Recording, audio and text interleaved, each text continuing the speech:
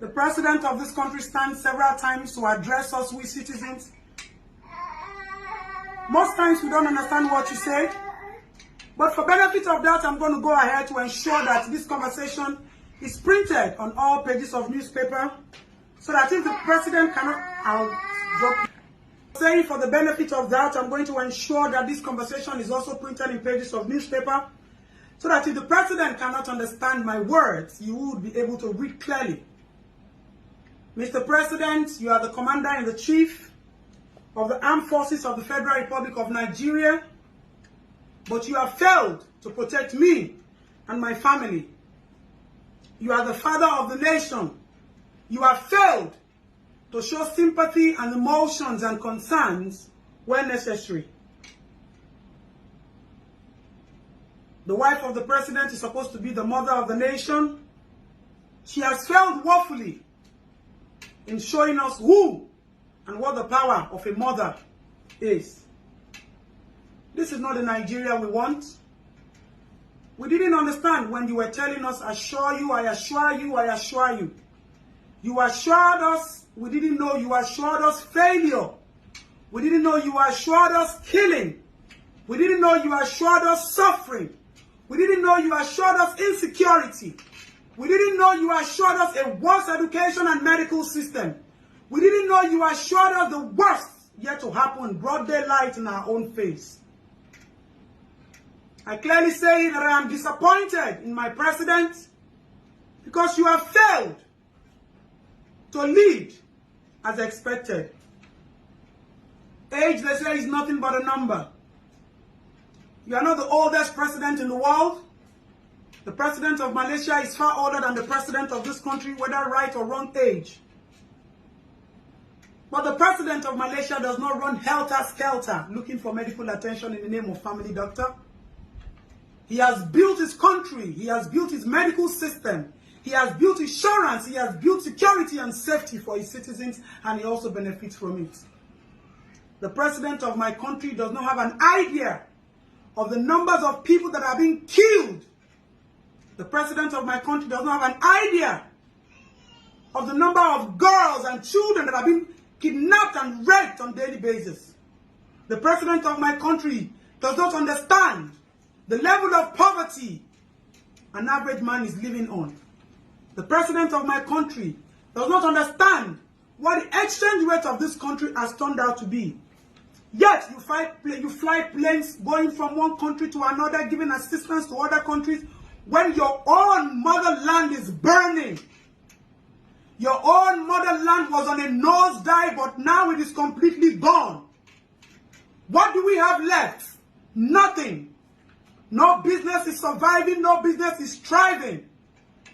Expatriates have gone. The other and the most lucrative business now is banditry, killing and kidnap. Mr. President, is this what you assured us? Mr. President, is this the country our children will grow in? Mr. President, is this the labor of our past heroes? You are so insensitive and unconcerned. That is what irritates me the most. You stand to address us without understanding the gravity or the consequences of what you say. This is a generation that wants change. This is a generation you cannot mess with. This is a generation that understands. Technology is everywhere. We see so many things.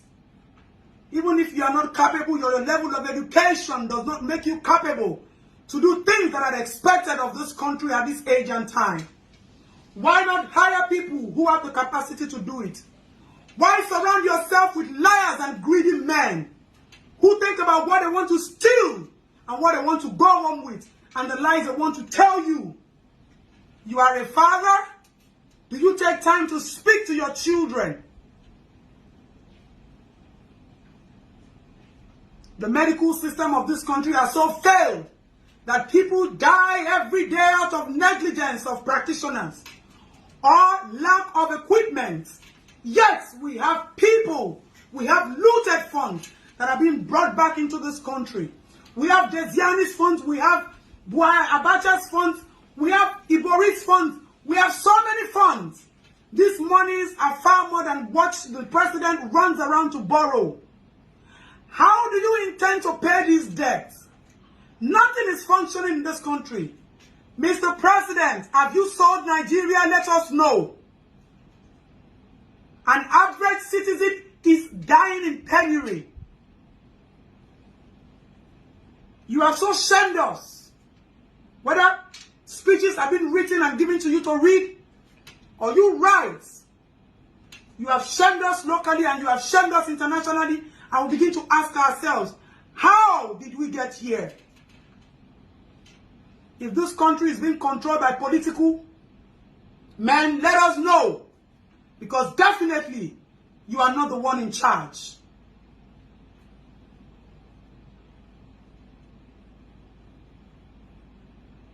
We no longer have international respect. The people who have made Nigeria proud are the people who still believe in the strength of motherland. An average young child in Nigeria has taken his destiny back in his hands. Now our youths begin to do all sorts just to earn a living. Politicians live luxurious lives. And we, our monies and taxpayers are being spent.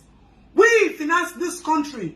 Every avenue tax is being laid, extortions are being made from the port to every corner of this country. How long do you want to continue to kill us morally? The president, how long do you want to continue to kill us financially? How long do you want to continue to kill us psychologically? It is not by force to rule. How much do you want? We can pay you so you can live. And let's build a new Nigeria for our children. Enough of the killing during the EndSARS, we have not forgotten. What is even happening now is worse than what happened in EndSARS. Who are we? Are we still Nigeria? Are we still Nigerians? We don't even know anymore. But you sit in the power. You sit in your office. That office should be called the office of shame. If the Chief Security Officer of the Federal Republic of Nigeria can say they do not have enough ammunition to protect its citizens, what are you doing with our monies? What are you doing with the borrowed funds? Mr. President, I will drop my address and my full information so that if you want to arrest me or I'm going down for this, so be it. One thing I want to assure you, our politicians and our present leaders and the liars surrounding them, this change will come. This change is near. This change is going to happen. There is nothing left.